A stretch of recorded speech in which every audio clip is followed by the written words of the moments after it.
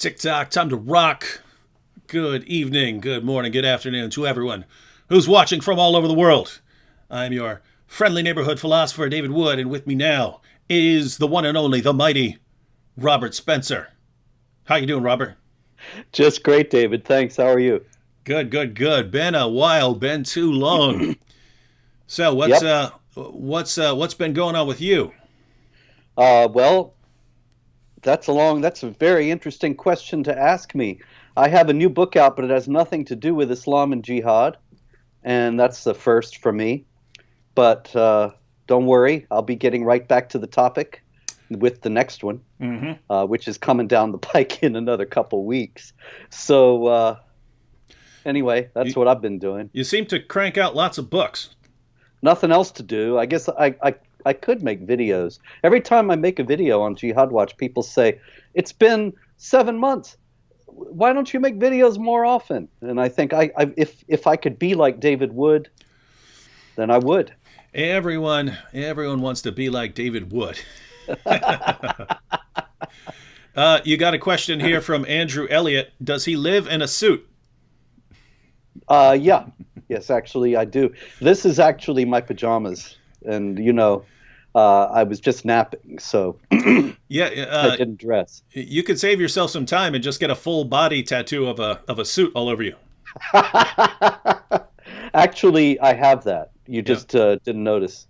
Yeah. Now, so we're going to be talking a bit. We're going to be talking a bit about some situations. What we have here is a situation. we we we've got a situation, all right. That's right. How much of the situation have you been following? So kind of the most recent developments, they kind of started um, when Mohammed Hijab had Sheikh Yasser Qadi on his channel and then started pressing him with questions. Sheikh Yasser Qadi got very uncomfortable. There was a massive backlash because Yasser Qadi admitted that the standard Muslim narrative about the history of the Quran doesn't work, and he said there are holes in the narrative. And he said he said in effect, if we when we bring our arguments over to Western scholars who don't have a red line, they'll just destroy our arguments, and we know they're right because they're quoting our sources. And so that led to lots of people doubting Islam and so on. And then there was this massive fitna. I don't know how else to describe it. Everyone starts flipping out on Yasser Qadi. They're flipping out on Mohammed Hijab. Everyone finds out that Farid from Farid Responds, he's the one that leaked Yasser Qadi's emails, which led to everything. Everyone's flipping out on everyone else, and then what you have is these people trying to kind of redeem themselves. And so, how much of this have you been following? Well, I have to confess, I did not know this part about Yasser Qadi. I Oh, thought this was a controversy between hijab and some of the ex-Muslims. So all this part is new to me. But it's fascinating. I do know that Shabir Ali actually admitted that mm-hmm, the idea that there's only one perfect copy of the Quran with no textual variations, he admitted that was false recently. mm-hmm. And if Qadi did as well, that this is extraordinary. The whole edifice is crumbling before our very eyes. Yeah, and that's why it was absolutely amazing because it's similar to the situation with jihad, terrorism, and so on. We spend years trying to convince people who do not want to listen to reason, do not want to listen to evidence. We're telling people about what Islam teaches about jihad and subjugating unbelievers and so on. We keep telling people they don't want to listen, and they just think we're liars, we're Islamophobes. And it's parallel to the situation where Muslims are running around saying the Quran's been perfectly preserved right down to the letter. And, we're quoting Muslim sources and showing no, entire chapters came up missing, large passages came up missing, verses are eaten by a sheep. There are tens of thousands of differences in modern Qurans. Uthman had to burn all of the Qurans to cover up the differences. Muhammad's top scholars of the Quran couldn't even agree on which chapters were supposed to be in the Quran after he died. It's a disaster. It's an epic dumpster fire situation, and you guys are saying perfect preservation. No one believes us, and all of a sudden, Shabir Ali and Yasser Qadi just blurted out, and now everyone realizes that there's a problem. But we have the similar situation that we've been saying for years. Islam promotes terrorism and jihad and so on. Everyone calls us liars, Islamophobes, bigots, and now all of a sudden people are finding out There are holes in the narrative that Islam's this religion of peace and tolerance. So good times. The really great part of this, David, that I've enjoyed immensely is that it's the same people Yeah. that for years, these guys have tried to have wanted to debate me. And of course, as you know, we debated the Shiite imams in Philadelphia, was it? And and I've debated many imams in the past, Mustafa Zayed, and didn't we? We also debated Anjem Chowdhury and Omar Bakri.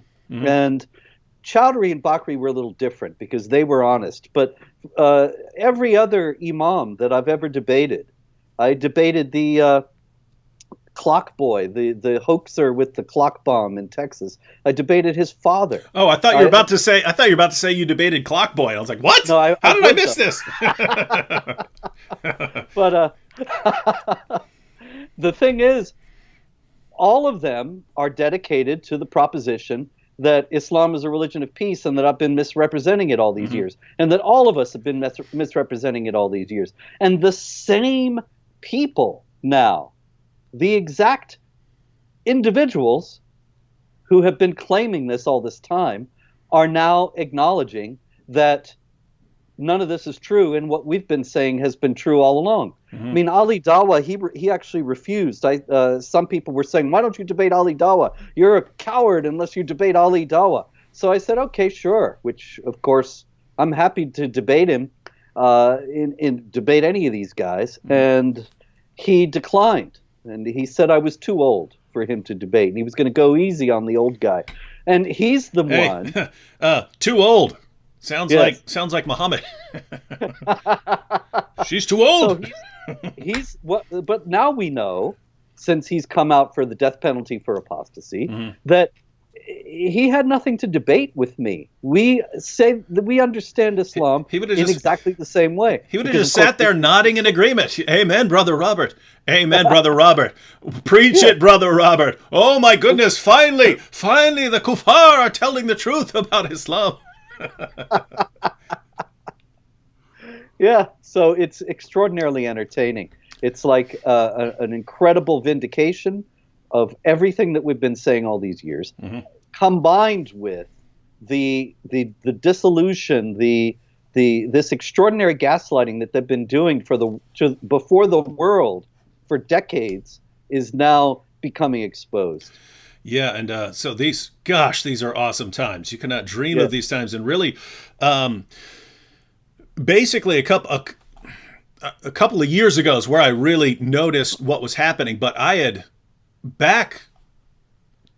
don't remember the exact year, somewhere in the 2006 to 2008 range, somewhere in there, I started realizing that the people that Muslims were putting forward as their champions and debaters weren't really good reflections of the true nature of Islam. So they're putting forward, Shabir Ali and these sort of, really gentlemanly representatives and so on. And I'm thinking, I read about Islam and it's more this chest thumping, oh, we strong, strong, oh, we crush you, we kill you, right? And it's like, these guys are not real, very good representatives of Islam. I understand why Muslims would want to put them forward, but didn't seem like they were accurate reflections of Islam. And so, I started debating lots of younger Muslims, but no one really stood out. They were all telling us, Islam's a religion of peace. Oh, no, Islam doesn't call for the killing of apostates. It's only apostates if they go and join a foreign army and then come back and attack us. I got that a lot. And then, all of a sudden, 2018, Mohammed Hijab comes out, and it's this chest thump, and Ali Dawah, and I'm like, and I realized, wow, if these guys become the public faces of Islam, then people will start to realize what Islam teaches. So it's not, hey, here we are. Yeah, and so it's not. But it's not even them, Dave. It's not even only them. Yeah. Because I myself had an experience with another one. What the heck is his name? The Andalusia guy, Asadullah. And he wanted to debate me in front of an MSA at a university, but then he didn't want to help cover any of the security costs, and so now that has become a big deal whenever he comes up on Twitter. All his followers come along and say, "You're a coward and you wanted money," and so on and so on. And I have repeatedly said, I will debate you in a neutral setting with a neutral moderator at my own expense. Mm-hmm. But this is not good enough because, and this is what I've realized from this whole incident actually, and some others, that the whole point of debating for these guys, for Ali Dawah, for Mohammed Hijab, and for Asadullah, and probably for other ones, the whole point of it is to humiliate the kuffar. The whole point of the debate is not to illuminate the truth, not to show that Islam is a religion of peace, not to prove that we are wrong in what we say about the Quran and Muhammad, but to have an opportunity to call us names and insult us for a couple of hours. And that is what their followers count as a debate victory. Yep. Because, of course, this is in line with Islam, that you have to humiliate the infidels. And that's really what this is all about. It's just an attempt to humiliate more infidels. Yeah, so you're right. They want to. This goes back to just they want to thump their chest and me strong, me put him down, Exactly. and so on. And the non-Muslim debaters usually have better etiquette. And here's what's interesting is they will also, the Hijab did this, right? The Muslim side made me agree that I would not engage in any personal attacks, not go off topic, that I would be friendly the entire time, that I would. So they made me agree to all these things. And then Hijab agreed to them all too, but he broke them because they don't believe they have to actually honor their agreements with people like us. And so I keep my agreement, he doesn't. But you and I had the exact same thing with that imam in Philadelphia or wherever we were, where there was this long list of things that we had to agree to. You couldn't talk about political events, you couldn't talk about this, you couldn't talk about that. And then they arranged the debate so where they spoke for the last 10 minutes. Then he went point by point and broke every single thing he had agreed to, did massive personal attacks against you when there were supposedly no personal attacks.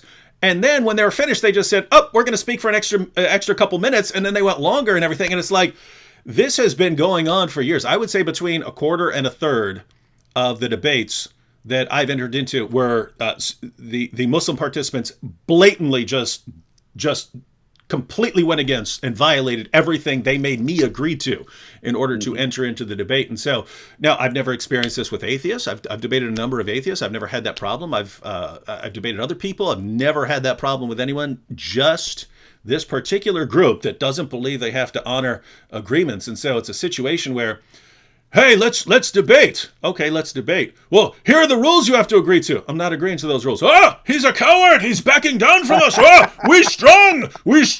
Ah! And it's like you said, they go about this just because let's get this guy in a situation where he's going to stick to his agreement and he's going to be nice, or he's going to follow the agreement, and we just get to heap abuse on him, which I wouldn't care. If you want to heap abuse on me for 2 hours, just call it a roast. I'll go and sit in the chair. I'll sit in the chair and you can roast me. I don't care. I'm not made of glass.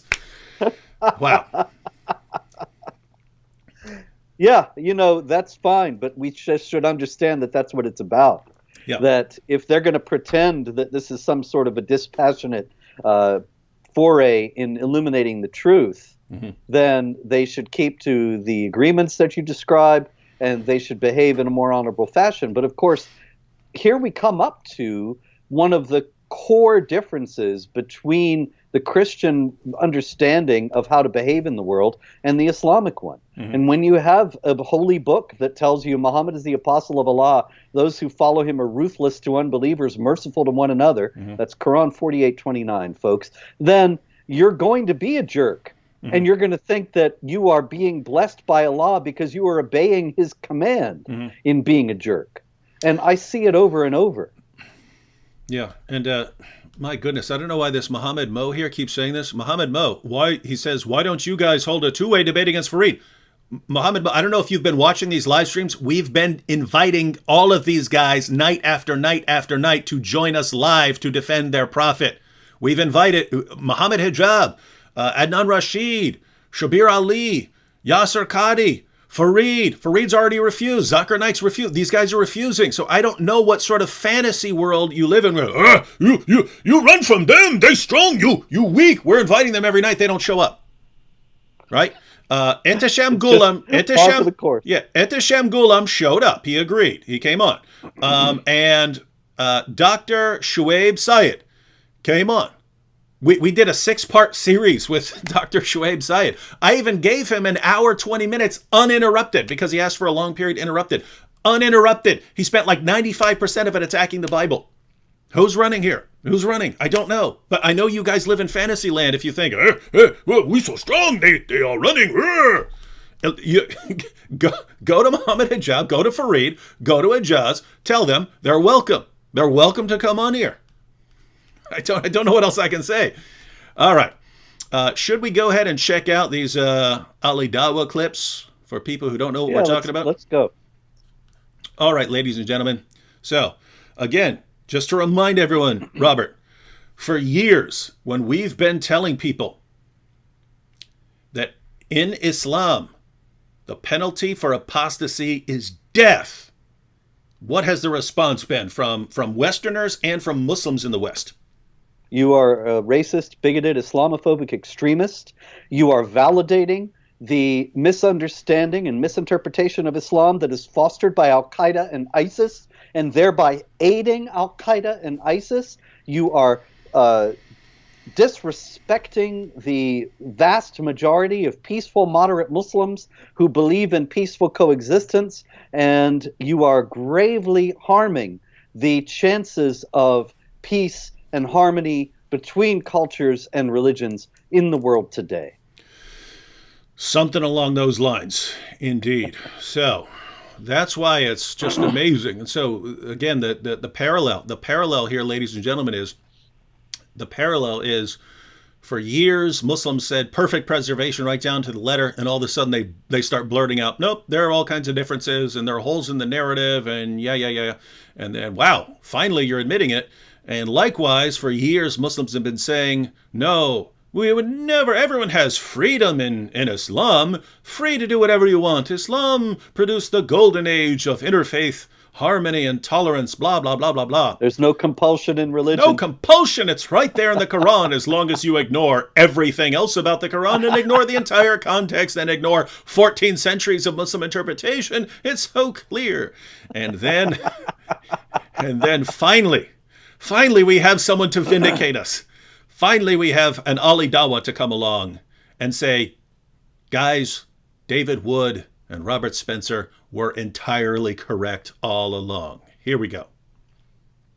This is a part of our religion. There's a reason to it. Yeah? There's a reason why there's a capital punishment. Because people like you, little weaklings, who leave their religion and cause corruption in the land by spreading it, the capital punishment in Islamic law would be applied to you. We have no doubt. And we're proud of that. Yeah? Capital punishment will be applied in an Islamic state. Yeah? Not individuals going and doing it themselves like idiots. Yeah? No. Under an emir, it is done. Yes. And we, you know what? We'll be watching. I wanted to pause it there. We'll be watching. How would now this kind of guy. This is kind of another issue that I've noticed, namely that these guys are tossing around these threats and intimidation like they still think this could actually work, like we could actually intimidate these guys into doing what we want, when in reality, the point I made last night was anyone who can be intimidated in that way is already gone out of any sort of counter-jihad movement or anything like that. The people who are left cannot be pushed around like that, right? The apostate prophet. Intimidation is their primary tactic. Mm-hmm. Intimidation is absolutely the fundamental way that they operate, because they'll tell you, you are all wrong about Islam, and they expect you to back off then and say, oh, I'm so sorry, I got it wrong. Tell me how it is right. Or if you say that you've got the Quran here, you've got the Sunnah, you've got various evidences, of course, then you're misreading them. And so it's intimidation again. You're misunderstanding the texts. Do you speak Arabic fluently, classical 7th century Arabic, and so on and so on and so on. I mean, of course, you know all these arguments that are thrown out at us again and again and again. All of them have the basis of intimidation. They are all designed to knock us back, put us on the defensive, and make us think that our arguments are not sound, even though they don't actually constitute any genuine refutation of those arguments. And then if you don't even want to discuss it, don't care to discuss it, you're a coward who is avoiding their debate and trying to conceal the truth as a true kuffar would. And that's more intimidation. It says you're either a coward or you're a liar or you're evil. And these are the only choices that are offered. They never have ever approached me, and I'm sure that they never have approached you in a good faith, mutually respectful manner, and discussed things, like you said, with the atheists in a dispassionate way that was just designed to make it clear which point of view had encapsulated more of the truth. Because that's not what this is about. It's all about intimidation from beginning to end. Yeah, and I think I think the situation is that they kind of only have a handful of tricks, right? They only have a handful of tools, right? You can go out and you can violently subjugate an area and force it to obey you. You've got deception. You got trickery, you can trick people into believing certain things and so on. And you have just harassment and intimidation. And so in a Muslim country, it's here's what you need to do. And if you don't do it, we'll chop your head off or at least throw you in prison or something like that. But in the West, where that's not going to work, it's well, we'll just try to intimidate you, right? We'll heap abuse on you. Well, it's the same thing in a certain sense. Here's what you have to do, or else we will blacken your reputation and smear you in every way that we possibly can. And if you act up about it, if you protest, then we'll just do it all the more. And so it's really just the same kind of thing that happens in the Sharia states, only within the parameters of what is legally possible in the West. It's all intimidation. Yeah, and it's the situation that we have recently with Mohammed Hijab basically harassing people's wives, right? So he goes after the apostate prophet's wife. He goes after Abdullah Samir's wife. He goes after Abdullah Gondal's wife. He's targeting all the wives and harassing them and saying really nasty things, using imagery of like torture and rape and things like that when he's talking about them. It seems that because they only have one method, and just to be clear, everyone, I'm not talking about all Muslims. I'm talking about the people like Mohammed Hijab and those who follow him and so on, and those who use the same approach. The people who are trying to get their way in the West right now, trying to force their positions on everyone else. It's like they only have one method, and that is intimidation.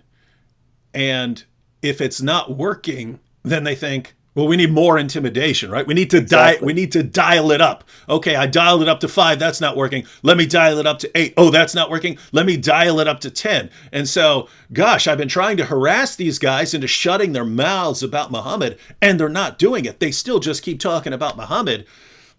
Let me go after their wives. Then they'll learn, not realizing, again, anyone who could be pushed around like that is already gone, right? The people who are still here, you could, I really believe, you could saw Robert Spencer's head off. He's not backing down. I believe you could saw... They've tried to kill me twice already, David. I believe you could saw Pamela Geller's head off and my head off, and we're not backing down. That's just the sort of people. It's just the situation you've created. Guys have already weeded out the people who can be pushed around, manipulated, but they and don't so have on. any other tool in their box, Yeah, so they just keep dialing it up. Nothing else they can do. Keep dialing. Let's go ahead and finish that clip from Ali Dawah, because so at the first part there, he admitted and acknowledged, hey, you guys would die. And we're proud of that, he says in the clip. And we'll be watching. Yeah, we'll be watching. We're watching you. And we're building our Islamic community bigger and bigger with the goal of establishing an Islamic state. And once we have the Islamic state, you are dead. We're watching you. We can't kill you right now, but we're watching you, and we're eventually going to kill you. And I think the apostate prophet made an excellent point in his video on this. He said, if I said that, hey, in an ideal world, I would go around, killing all these Muslims and so on, what would the reaction be? It wouldn't be allowed. It wouldn't be tolerated. He would be blasted from all sides. And yet here's Ali Dawah saying, oh, if we really get our way, you guys are all dead. You're all dead. And it's fine. It's fine with everyone. Interesting stuff. All right, let's go ahead and finish this Ali Dawah clip here. Because if you're going to cause corruption in the land, that's going to cause more damage to the society as a whole, because the Sharia didn't come to protect an individual's right. Hey, can I drink alcohol? Yeah, sure. Drink alcohol, run someone over, kill them, set all this kind of chaos. No, Islam says the right of the community is greater than you individual wanting your right to freedom, which is BS. Absolutely BS, yeah? Don't get me started. So it just backfires. Right of the community is greater than you individual wanting your right to freedom, which is BS. Absolutely. I keep going back to this, guys, because of the community pay attention is to greater than you individual wanting your right to freedom, which is BS. Your Absolutely right BS, to freedom. Yeah? Don't get me started. So it just backfired on you. That's right. You have to be the slave of Allah. He just said it. I mean, Robert. Yeah. For the past couple of decades, when we've gone around saying, actually, in Islam, there isn't much respect for your rights as an individual, what has the response been? Here again, you're a racist, bigoted Islamophobe. You're validating the extremists. You are silencing moderate voices. It's all it's just so bitterly ironic, especially in light of the fact that this guy is indeed an Islamic apologist. What exactly does he debate with non-Muslims about? If he believes that there should be the death penalty for apostates and more. Note in that last clip, he said corruption in the land, which of course is quoted from chapter 5, verse 33 of the Quran, which mandates that those who wage war against Allah and his messenger should be killed or crucified or have their hands and feet cut off on opposite sides. So he's obviously in favor of all that. It's in the Quran. And this is somebody who is clear about what he believes. So what does he say to his debate opponents? Yeah, we want to enslave you. We want to kill. We want to maim you. It's extraordinary, really. The whole project, the whole enterprise of these Islamic debaters has now been destroyed by some of the most prominent Islamic debaters themselves. Yeah, so my goodness, these guys are really making our jobs much easier, because if we spend years telling people, nope, the Quran hasn't been perfectly preserved, it's actually a false claim, they don't believe us. We must be bigots. But then Muslim scholars themselves start blurting it out, and then everyone catches on really quick. And so now we've got the same thing here. We spend years telling people, quoting Islam's most trusted sources, and then hearing back, that's false because I have a Muslim friend in school and she doesn't believe that. Therefore, that's not what Islam teaches. Because as everyone knows, my 18-year-old Muslim college student friend is an authoritative source on Islamic doctrine and practice. She couldn't be wrong. And she's a Muslim and you're not, so she must know. Yeah. And so, but now we've got Muslims coming out right out and saying it. And I'm sure he would say the same. He was saying that about apostates. I'm sure he would say the same thing about critics, that critics have to be killed, because that's what Muhammad ordered. Certainly. It's Sharia. Absolutely. It is, gosh, these are good times. Everything's coming out. Everything is for you atheists who are watching, for all you atheists who are watching, right? If you tell me that the universe formed on its own, that's one thing. If you tell me that life formed on its own, that's one thing. If you tell me that human consciousness formed by a natural process, that's one thing. But how can you not recognize that the Almighty has delivered these men into our hands? How can you not? How can you not recognize that? I've never seen anything implode like this, like Islam, over these past couple months. All right, I'll probably be coming back to that. All right, should we jump into some Mohammed Hijab? Yeah, you got his tweets there. Yeah, we've got his tweets. I've actually got his Twitter page. People are asking, "Did you see Mohammed Hijab's video?" No, didn't. I don't follow Mohammed Hijab. I only pulled it up here because I pulled up his Twitter page yesterday because of the things that were going on, and I pulled up his Twitter page today. I do not know what is on here. I have some screenshots of some of his earlier posts, but I could see as I was scrolling down to get the screenshots of the stuff we covered yesterday, because I wanted pictures because I didn't want to have to scroll way down if they're from a couple days ago. I saw that a bunch of pictures of myself, and so I know he's talking about me. Oh, yeah. All right. Yeah. So I didn't know he made any videos. As I was scrolling, I saw some pictures, but No, those I haven't seen, but I did see some of the tweets that are well worth remarking on. I think you have them there. The ones about how he doesn't insult anybody but Islamophobes, whereas you eater of the Quran, you have insulted his religion itself, whereas he would be too fastidious, too polite, too well-mannered to insult Christianity. Yeah, and someone's saying Ali Dawah made a video about me. Yeah, I haven't seen that either, but I saw that he had made a video. So, guys, what we're going to see is this is kind of a hilarious situation, because my main point yesterday, if you recall, was, do you guys really want to start an insult battle? You guys are the most easily offended people in the history of humanity. You throw a tantrum over any perceived criticism. Do you really want to dial up the insult fest? Because I'm pretty sure I can do it better than you. And I spend 6 seconds chewing on a piece of the Quran, and everyone loses their mind. Guys, that's the point. You're spending day after day after day talking about people's wives, saying the most offensive things you can possibly say about them. I grab a piece of the Quran, and you guys lose it. You guys lose it. Do you really want to start this? Do you really want to go this route? It's a very important point, really. There's really so much you can say about this. But one of the main things is that he's making this distinction. He's claiming that he respects Christianity and other religions, and that you do not in turn respect Islam. So really the onus is on you. He turns out to be the more courteous individual. In the first place, that's what Hijab said, right? It's in one of those tweets. And let's see let me see if I can get all right, here we have his Twitter page up on the screen here.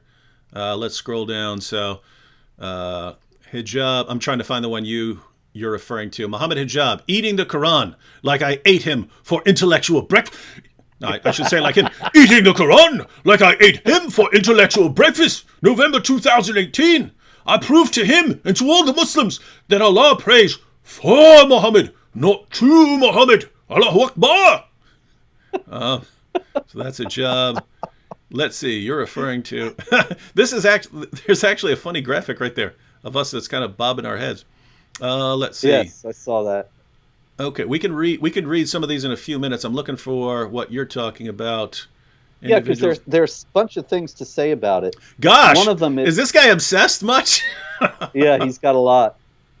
Wait. Wow. This got to be the end. Oh my goodness. Individuals like Cosmic Skeptic and William Lane Craig associate themselves with people who eat the Quran and laugh on to disrespect the Muslim community. In the case of Cosmic Skeptic, his Twitter support for Apis is evident, while Craig makes collabs with David Wood. The difference between us and you is this: we disrespect Islamophobes like you, who disrespect our community. You disrespect our religion and our community. Quite frankly, I have never and would never gratuitously insult any sacred symbol in any religion, even though I can legally. Now, in the first place... Wait a minute, where is that? That seems seems just longer. On his Twitter, I just read it. It's 13 hours ago, says here. I don't know what to tell you. It's there with the tripartite picture of the you're eating okay. Yeah. It's broken into two separate tweets there. Yeah, I have both of those up on the screen. Yeah, so let's see. Individuals like Cosmic Skeptic and William Lane. By the way, this is their other strategy, right? This is hilarious. Their other strategy is to well, do you condemn him? Yes. He said this, do you all condemn him? Not realizing, guys, Hijab, do you think that's going to work? Because you used to try that with James White, right? Like, it's an old tried and tested tactic. It's just these guys have been working from the same playbook for years and years and years. Mm-hmm. I think it was 2009 or 10. I was talking with Kaner Dagli, this professor. He was one of the editors of the Study Quran. That hadn't been written yet, but he's a professor at I think Holy Cross College, a Catholic college, which has no excuse employing a guy like this. But anyway, he's writing me in this belligerent manner and asking me, "Do you condemn Pamela Geller for saying this and that?" And I said, "Why don't you talk to her about it?" I have total respect for her, but it has nothing to do with me. But this is the way that it's a form of the divide and conquer tactic. And in any case, it was actually the same thing when we were both banned from entering Britain for saying that Islam teaches violence and so on, saying truths that they didn't want known. Hey, Ali Dawah was allowed there. Yeah, of course. And I went on a BBC show with this imam and this fellow from Hope Not Hate, the leftist group that had gotten us banned. And they said, "Well, what do you think is so wrong with Spencer?" And he starts quoting all these other people with whom I am associated. Well, sorry, that's not the problem here. But in any case, the thing about this, what hijab is doing besides that as well, is he's once again working from the model of Muhammad. And this also is one of these wonderful things that has happened over the last few weeks, that just when this actually started, somebody was saying, that they've been disappointing some of their followers.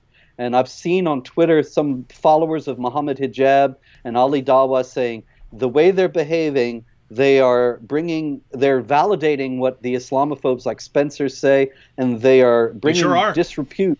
Yeah, and they're bringing disrepute upon our community.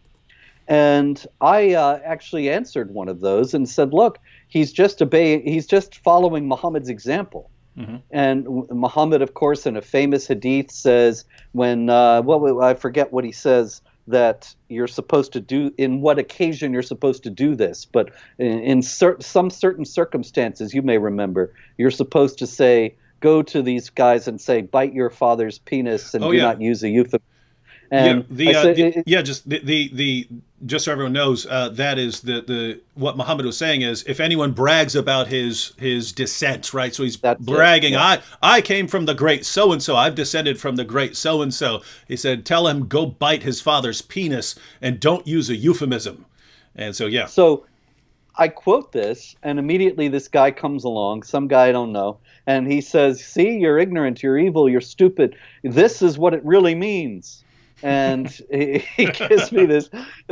There's always the this is what it really means. Yes, it says beat your wives into submission, but this is what it really means. Tempt them with a toothbrush. Kill them wherever you find them. But it really, properly understood in the original Arabic, it means give them a hug. Yep. And this means supposedly remember your humble origins from which you came, something like that. And I think, well, then why didn't Muhammad just say that? But anyway, okay, so that's what it really means. And nobody who takes it literally is anything but a hateful, bigoted, ignorant Islamophobe.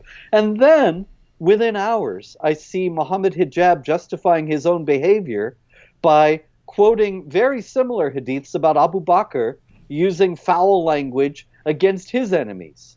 And this is quoted approvingly and saying, see, we're supposed to show disrespect. We're supposed to humiliate the infidels. And so that is, in the first place, what's behind what Muhammad Hijab is saying here. But it's also noteworthy that, let me go to it here just a second, sorry for the bright light, that he says he would never gratuitously insult any religious symbol. Because Islam itself, in its core doctrines, nobody knows this. Everybody's used to it. Nobody thinks about it because Christians don't go around screaming at people and killing them if they're insulted. But by denying the divinity of Christ, denying the resurrection, denying the salvation, these things are all insulting to Christianity. By saying that the Bible is corrupted, these are built-in insults to the Christian faith that virtually every pious, believing, knowledgeable Muslim assumes and takes for granted and repeats. And that's okay with the whole world. And I'm not counseling anything else. I don't believe anybody should be harmed for insults.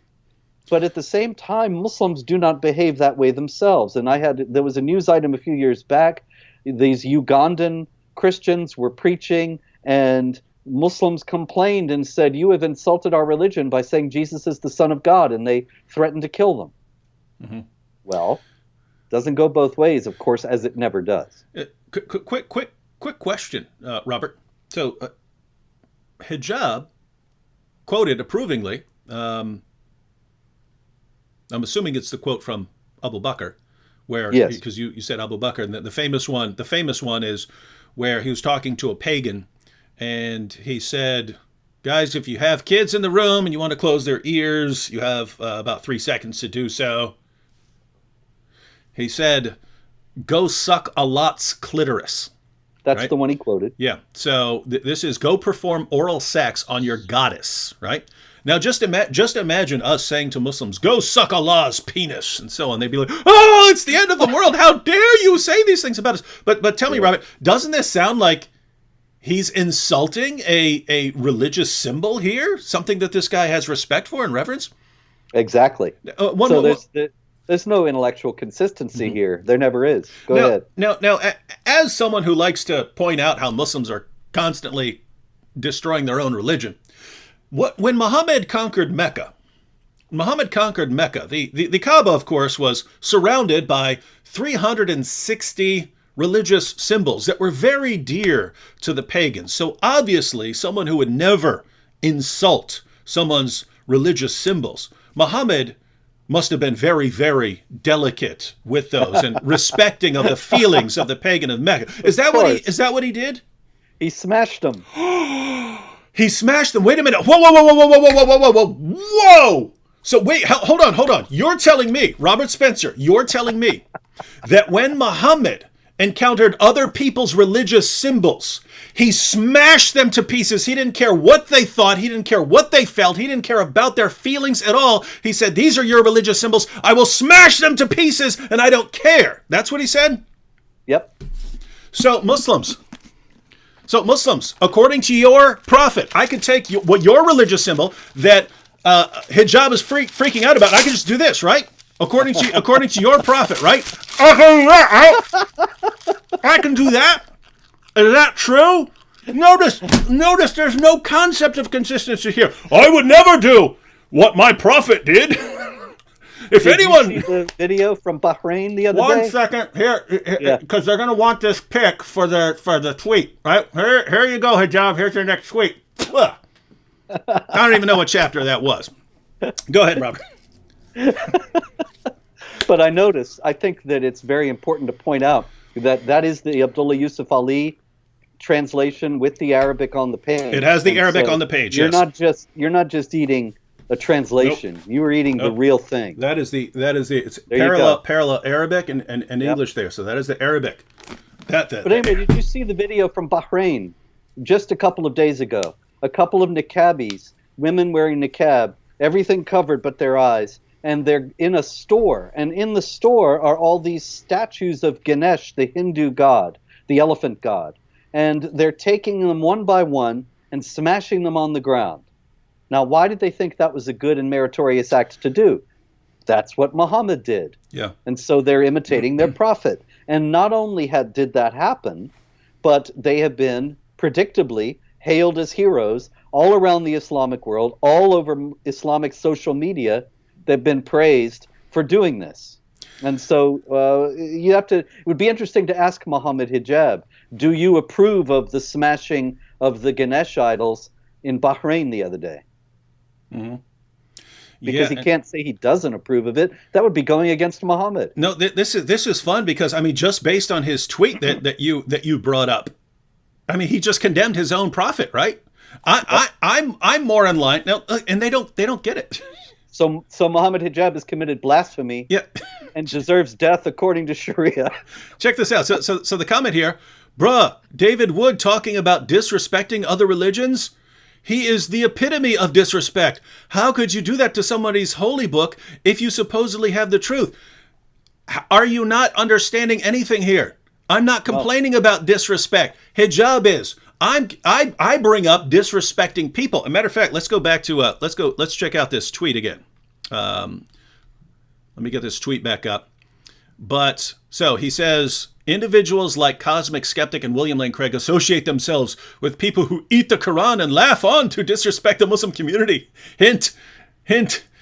Cosmic Skeptic and William Lane Craig. How many of you are there? Cosmic Skeptic and William Lane Craig, could you publicly condemn this man? Because that will stop him. That worked so well when we got James White to condemn him. He'll definitely back down now because these guys back down. And so in the case of Cosmic Skeptic, his Twitter support for APIS is evident, whilst Craig makes collabs with David Wood. You know why people collab with me? Because people love me. All right, so that's not the one I was looking for, the one below it. The difference between us and you is this. We disrespect Islamophobes like you. Now, notice what he just said. We disrespect Islamophobes. In other words, we disrespect people, human beings. Yeah. You disrespect... That's the humiliation, the intimidation. You disrespect our religion and ideology and our community. How do I disrespect your community, Hijab? By disrespecting your religion, right? So at the end of the day, we're criticizing an ideology which has no feelings, which has no rights, which calls for our violent subjugation, and as such is completely open to criticism. You're saying we attack people. We attack people. And he says, quite frankly, I have never and would never gratuitously insult any sacred symbol in any religion, even though I can legally. Right. So gratuitously, that wasn't gratuitous. There's a point to what I was doing. Right. And right. I'm making a point to you that this is not a direction you want to go. And now you've got your prophet. He could have carried the idols out of Mecca, sent them on their way with anyone who wanted to leave. He could have done that. Instead, he smashed them to pieces. He insulted them. He insulted them. He insulted and degraded them. And you just condemned your own prophet. Congratulations, Mohammed Hijab. You're an apostate now. Need forgiveness. You can call yourself the apostate Hijab. That's beautiful. Yeah. All right. Well, let's. If he goes on trial for blasphemy, and is executed, we'll be watching. Yeah. Hey, Hijab, why don't you go to Pakistan and say, I condemn Muhammad for gratuitously insulting and smashing the idols of Mecca. Go ahead and tell him that. So let's just scroll through these since he made a ton. Eating the Quran like I ate him for intellectual breakfast, November 2018. In the English-speaking world of apologetics, it seems the Muslim intellectual threat is too potent. Yes. It's frightening. This guy's going around, and your wife this, and your wife that. She will be pinned to the wall and raped with the truth, blah blah blah, and defiled. And we say this is disgusting, dude. And his response is, aha! He can't handle our intellectual threat. That's right. This dude is nuts, man. We have apostates, atheists, and Christian anti-Muslim apologists all forming a major coalition. Hijab, why is that? Why do you see people uniting? You're uniting everyone against you because everyone looks at you and says, one, we do not want to be controlled by that ideology, right? Atheists, Hindus, Christians, agnostics, apostates, we're all pretty comfortable living around each other. And then there's you. No, you must all be subjugated. We must kill all the apostates once we rise to power. Be strong. And then you take it to another level and, hey, unlike all the rest of you, I go after your wives. I go after your families. Me strong, right? And we're looking at that and going, whoa, this guy's in a different category. You're the one who's doing it, dude. You're making this religion implode from within. Wow. Well, that's another thing, David. Where does he get this idea? What does Sharia say about the wives of the infidel warriors? That if they're captured, they can be made into sex slaves, their marriage is immediately annulled. This is based on the Quran, the captives of the right hand, the spoils of war. So he's actually just acting in anticipation of his final victory, in which he can use the trophy. He can use the wives of his opponents as his trophies of victory. Mm-hmm. And speaking of the anticipated victory, I think that's why You're having part of this meltdown. Part of it is caused by, people flipping out on them and so on. But I think whereas the older generation of Muslim apologists recognizes that they still need to be very careful in how they proceed, I think the younger generation thinks, I mean, gosh, we've already won. We've already subjugated these people. I mean, gosh, if we spent if we spent decades going through the streets, taking little girls, drugging them, raping them, and these people wouldn't stand against us, they're done. This whole civilization is done. If we can say whatever we want, if we can announce on YouTube we're going to kill these apostates, and they just let it happen and they will not speak out against it, these people are done. We can get away with everything. So I think these younger generation, like Mohammed Hijab and Ali Dawah and these guys, they think they can just do whatever they want now. They can go after their wives. I can go after the wives, go after their families, anything. They're not going to stand up, not realizing, dude, people are coming after you now. What's hilarious is that eating the Quran yesterday. That was just off the cuff improv. Hey, do you want to go this route? Hijab, do you have any idea what would happen if I actually planned? If I actually sat around planning and plotting how I can disgrace and defile your book in public and get other people to do it and build a website around it? I'm telling you, you do not want to go this route. I don't want to go this route. If you continue on this route and do not apologize, I am going to go on this route. And the difference is I am massively better at this than you. I'm massively better than you could ever dream of being. You get all your fans together to conspire how to insult others and heap abuse on whatever it is you want to go after. You will never compare to right here. You can't do it. So get that through your head. I'm really hoping. I'm really hoping I wake up one of these mornings and I get a message. Hey, Hijab deleted all these tweets and he apologized to the apostate prophet's wife and to Abdullah Samir's wife and so on. Hoping I see that. If I don't, dude, there is no limit to how much I can dial things up. So, what are your thoughts, Robert? Well, another thing that occurred to me is that they are moving from the first stage to the second stage of jihad as delineated in the Quran.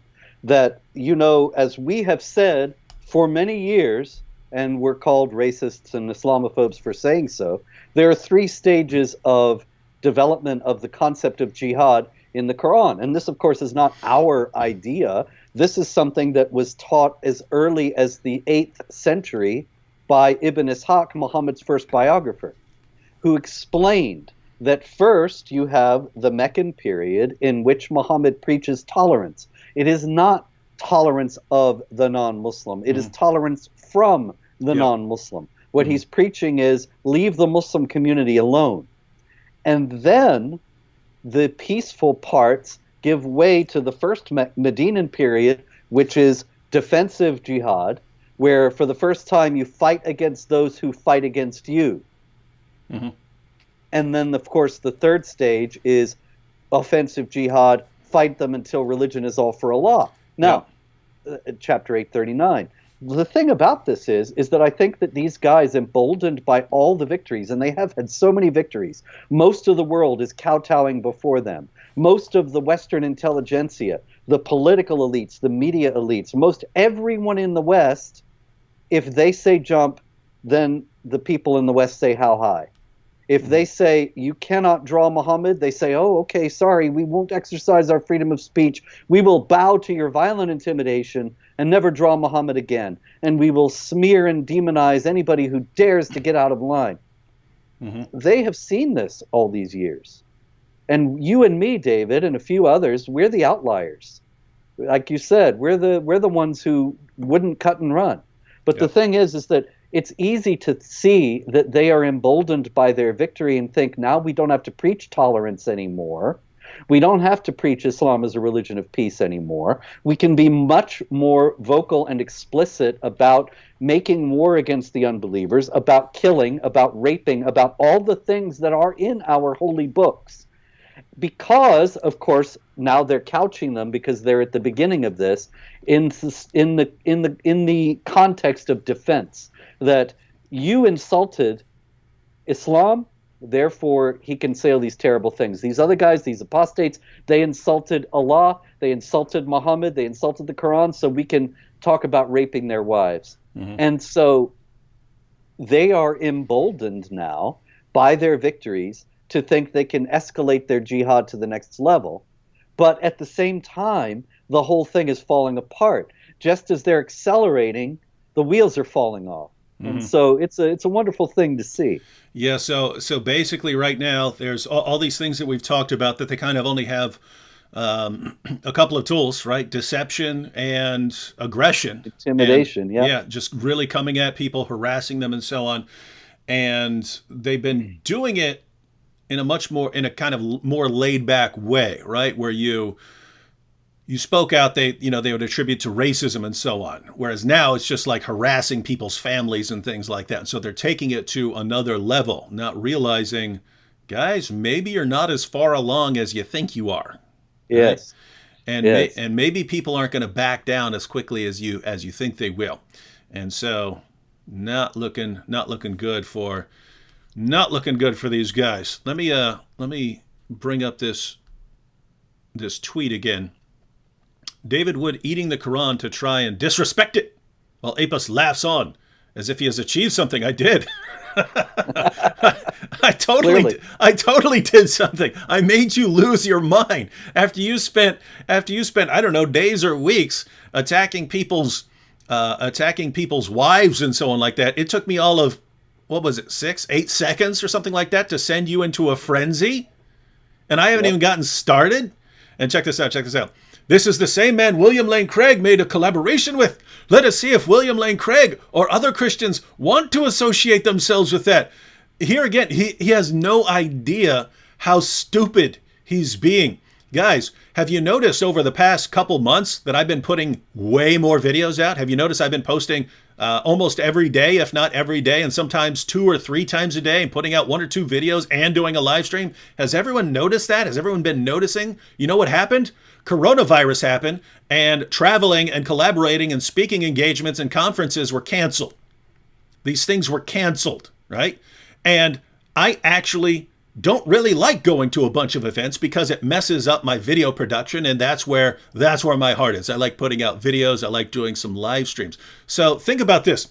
Everyone, stop collaborating with David Wood. Stop having him come out. Don't invite him to your events. This will crush him. It's just like, are you insane, dude? Right? And you know, Robert, this is a true story. Back when I started making videos about Islam and so on, there was a team of like 15. There was like a team. I mean, I can't give a specific number, but I know it was somewhere around 15 people who would, when I announced, hey, I'm going to speak somewhere, there would like, I would show up and they say, hey, we had 15 people call and complain that we were having you come and speak. And so over time, I just thought, well, this can't continue. I'll just focus on videos. So what they're most upset at me about is all the videos I put out. But part of the reason I put out so many videos was that they were blocking me from speaking. And now Hijab's brilliant idea. Let's make sure David is not invited anywhere and he just stays at home cranking out 3-4 videos a day. Ha ha! The victory of al-Islam. These guys are nuts. It's they're the worst. They're the worst at strategy in the entire history of humanity. Here again, it's just the one tool. He just can. He's trying to intimidate you. If you can't be intimidated by all his usual arguments about you're mistranslating or you're lying or this, then he starts the insults. If you can't be insulted, he'll start with the wife.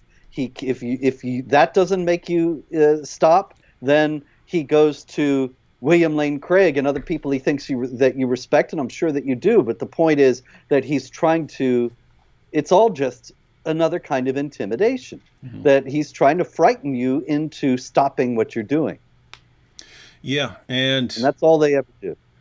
Really, really dumb. I mean, notice what he's complaining about right now. I can't believe it. He's disgraceful. Why did I do it? If he wanted, notice, how do I get this man to stop? Quit attacking people's wives, right? This is on you. This is on you, Hijab, right? It's let me put pressure on him and let me try to get other people to condemn him. This will stop him. everything hijab does to stop people from doing something backfires and makes them do it more. He doesn't realize it's his horrible behavior, his lying, his threats, his attempts at intimidation. That's what's causing all this stuff. And gosh, quit being the biggest jerk I've encountered in my entire life. Quit being a liar. It's the whole Islamophobia thing. Mm-hmm. You know, there's international commissions about Islamophobia. There are billions of dollars being spent to stamp out Islamophobia. If Muslims would stop blowing themselves up while screaming Allahu Akbar, there would be no Islamophobia. But because there's a continuous stream of violent acts committed by pious Muslims invoking the Quran to justify what they're doing, people don't like Islam very much. But then that's our fault, and it's because of our racism and bigotry, and we have to have various restrictions on speech and various national commissions, and all of this is going to be worked out in this government-level manner. When really, if there were no jihad, if there were no Sharia oppression, there'd be no Islamophobia. It's very simple. Yeah, and it's the same thing here. I mean, all the things that people like Hijab complain about, right? It was all a result of me dialing things up in response to them dialing things up. So when they complained about Islamicize Me, you're a fan of Islamicize Me, aren't you, Robert? I'm a big fan. Yes, indeed. That was one of the greatest productions ever. You got to admit. Yeah, that was. It is cool now because we have more fans and more supporters now, so we realize we can do even bigger productions for fantastic for other installments. But so people complain about Islamicize Me. I did Islamicize Me because after Nabil died, I got hundreds of messages seeking Jesus, finding cancer. They all thought this was absolutely hilarious. Now, guess what? You have freedom of speech. You are allowed to say that. But there are these things called repercussions, consequences. And when you guys come at me, when these guys come at me like this, I have no inclination to just, let me go after this person. It's always, I'm going to go after your prophet now. I'm going to go after your prophet. And then I go after their prophet. And how could you do that, David? Well, you guys started that, right? And then Hijab, when he pulls his stunt that he pulled, get David Wood to agree to all these rules that won't allow him to insult back and will make him be friendly the entire time and won't allow him to go off on other tangents that I go on, and then I will break all the agreement. Well, great, you can do that, right? Anyone can do that, right? Anyone can do that. Shabir Ali has never done that with me. Shabir Ali could do that. We could set up a debate and he could just break all the rules. It can be done. There are repercussions. It can be done, but there are repercussions. And then they got Muhammad's boom boom robe. And then everyone, I can't believe you blow up Muhammad over and over and over again. Guys, I don't know how you're not getting this. So notice, Hijab knows this about me. He knows this is how I roll. He knows if he dials it up, I'll dial it up too. And what does he do? Let's start this epic insult battle with all these people. Knowing, I mean, what's he thinking? I mean, wow. I don't know, man. This is what they say, if to a man who only has a hammer, every problem is a nail. And this is the thing. The guy is only one way to react to anything. And so he just keeps dialing it up. Keeps dialing it up. How's that working out for you, Hijab? All right, so we've scrolled through the tweets about me again, ladies and gentlemen. It took me all of 6 to 8 seconds to trigger all these guys. Into losing their minds. And it doesn't seem like it's going to be very difficult to do again. Do I want to go down this route? No. Will I go down this road? Absolutely. Trust me. Guys. Hijab got me to give my word that I would not do certain things in that debate. Show me where I broke my word. I will keep my word even if you are breaking your word in every conceivable way. I will keep it, and I'm giving you my word, Hijab. You better take some stuff down and do some apologizing, because you have no idea what's coming at your book. You have no idea. We can do Desecrate the Quran week, Desecrate the Quran month. We can do Desecrate the Quran year. So many creative possibilities. Lining your birdcage with the Quran. Lining your kitty litter box with the Quran. All sorts of toilet things, urine things, all kinds of things. What animal can you get to eat the Quran? Do I want to go down this road? No. But he's sitting there telling his entire community, we must all go do this. We must all harass these women and harass their family. We must heap abuse on them and talk about all this sexually perverted stuff and talk about the golden showers. What about the golden showers? I don't know if you even saw that, but he came into a chat with me and the Apostate Prophet when you're doing a live stream and started talking about, hey, Apostate Prophet, I know you want the golden showers from David Wood, and just saying the most disgusting. What a pig. It's disgusting. It's disgusting, right? I mean, the most disgusting people I've encountered in my life do not behave like this guy who's considered this champion of Islam nowadays. Interesting stuff. Well, that's what happens when you imitate Muhammad. Yeah, it sure is. Yeah, we know where it came. We know where he's getting this stuff from. Did want to have a couple of these tweets from Hijab earlier. Look at this. You got some people saying this. Brian Clone, bro, you're falling into Mohammed Hijab's trap with this nonsense. Dude, if you think Mohammed Hijab has some brilliant plan, you do not know Mohammed Hijab, right? Now, I will tell you exactly what's going on and how no one's falling into any trap here. Here it is. Oopsie, I cause thousands, maybe more, Muslims to doubt the reliability of the Quran because I'm stupid and I didn't know that I shouldn't be pressing Yasser Qadi on this stuff. Now everyone's making videos about the holes in the Quran and it's a massive embarrassment. Let me go and attack a bunch of people in a different way, get everyone to focus on this stuff and be freaking out about this stuff, and maybe they'll forget about these holes in the Quran. Right? So he's thinking, well, we'll start this big ruckus about him and freedom of speech and so on, blah, blah, blah, blah, blah, right? So that's what you're saying. That's what we've fallen into. No, because he was not anticipating, well, we're going to dial it up, and now he's going to be the target of a massive backlash that ends up disgracing the Quran way more than the holes in the narrative, but which then ties together with it, because guess what? A lot of those videos that are defiling the Quran are going to have something to do with the holes in the Quran. So it's all going to come together. He's not getting away with it, right? And this is what. So this guy's not a brilliant planner here. This is not Hannibal from the A-Team, right? This guy. You could even dramatize all the episodes that are in the Hadith literature about pieces of the Quran that are missing. I mean, of course, most notoriously the sheep eating a piece. Mm-hmm. But there's so many other stories of, the guy who's reciting Surah 9 and this other guy comes along and says, hey, you forgot these parts. Mm-hmm. And he says they would have been lost if he hadn't come along at the right moment. There's so many of these stories. And the Muhammad dictating and the scribe repeats it back but adds in some stuff because he wants to make sure he understands it. Muhammad says, yeah, that's good. Add that in. Mm-hmm. Well, yeah, actually, I was just Islamic sources. I was just about to make a video on that. There you go. On that particular topic. But yeah, no, what you mentioned about reenacting the hadiths, I've already talked to Vocab about that, where just some of the classic hadiths, like the woman being beaten until her skin turned green and thinking that Muhammad is going to defend her, not realizing it. Just some of these classic hadith, just get these actually just reenacted. And, sounds great. Mm-hmm. All right. Let's go ahead and check out these two tweets from Hijab. These are the ones we talked about yesterday, but people don't seem to really grasp much of them. So this was one. Did you see this one where I misread this? So I misread it. Can you see it on your screen where you are, Robert? No, all I see is you.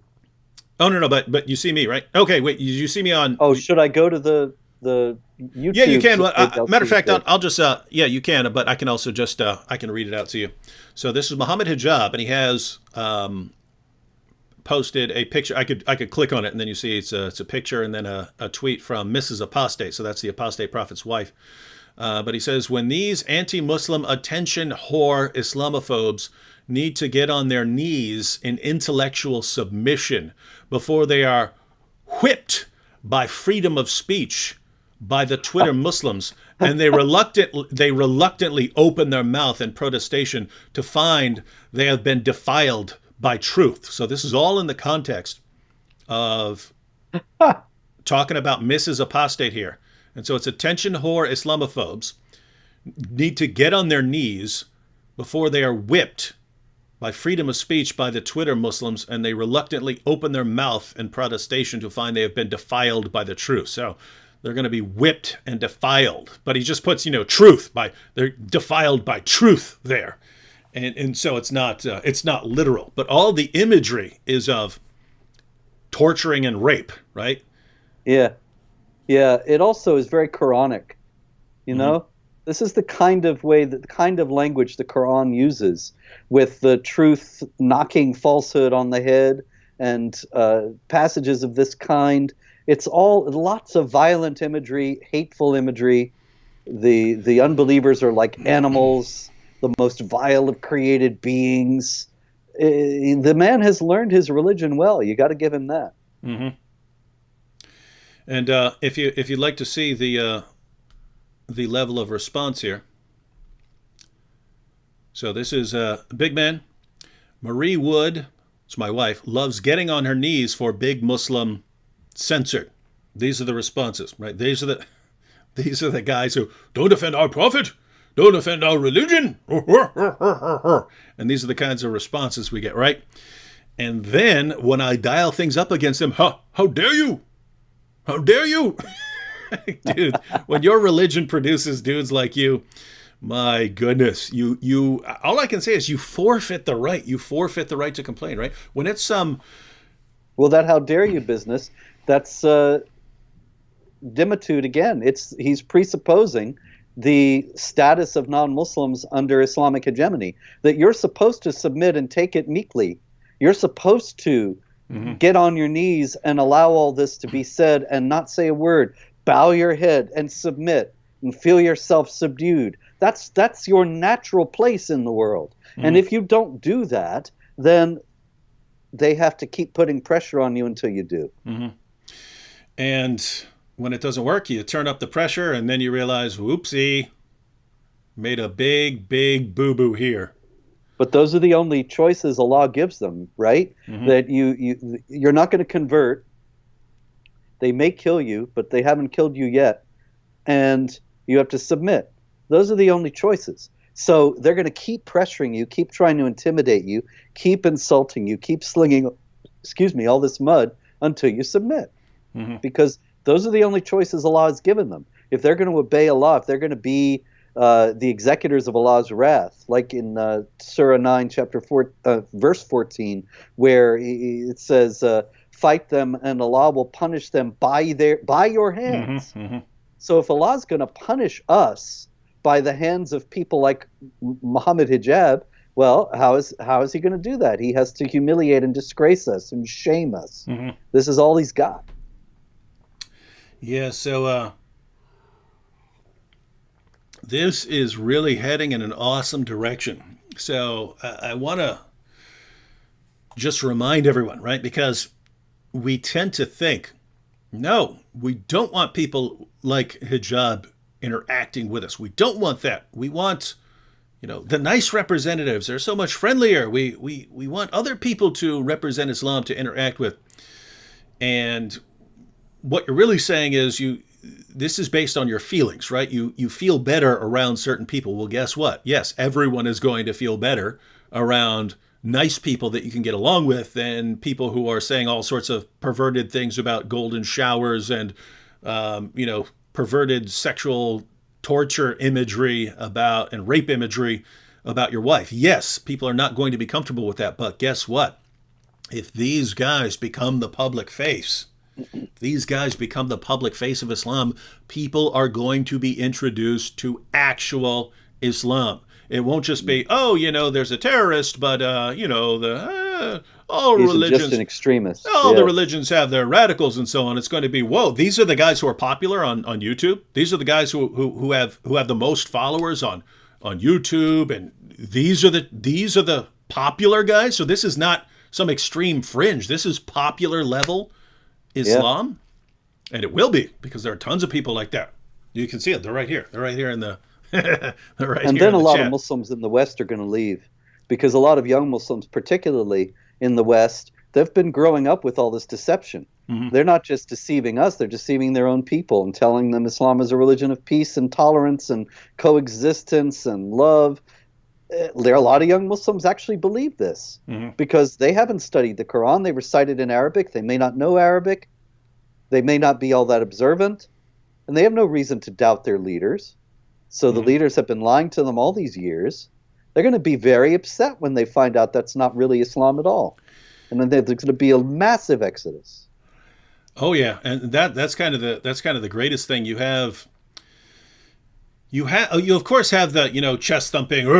We follow him strong. We follow him strong. Right? You have those kinds, but then you just have so many Muslims who live better lives than their prophet. They live better lives than they're called to live. They live far better lives, and they really believe that their religion teaches them to live these better lives when it doesn't. But they don't know any better. They haven't been shown true Islam. Once people are starting to look around and saying, "Oh my goodness, Mohammed Hijab, that's the example. That's the example of someone who's really following the teachings of Muhammad. I am out of here." And then what happens? There's going to be, as you pointed, there's going to be this exodus. There's going to be this exodus from Islam. There's going to be this exodus from Islam, and then what are you going to be left with? The hijab fans thumping their chest, talking about your wives? Yeah, you are. Because they're the ones that have taken over. When you think about the historic jihads and the huge, massive conquest of territory, what did they do? They came in, they subjugated the infidels, they made them live as inferiors, they humiliated and disgraced them. A lot of them, they couldn't take it over the centuries, and they converted to Islam. Egypt was 99% Christian when it was conquered. Now it is 10% Christian. Where'd the rest of them go? Did they leave? They didn't leave. They're still there. They're the Muslims. Yeah. And most of them converted not because they saw the wonderful light of Islam, but because they were humiliated, they were belittled, they were demeaned, they were discriminated against, they were intimidated, and they finally thought, I don't have to live in this way with constant harassment from these people if I join them. Yeah. And they did. And so it's 14 centuries. 14 centuries is you subjugate people. Even if you can't subjugate people, you just constant intimidation, abuse, threats, because people just don't like that, right? You don't want to spend your entire life with abuse being poured on you. I've seen so many people. I've seen Christian evangelists, right? Young Christian evangelists.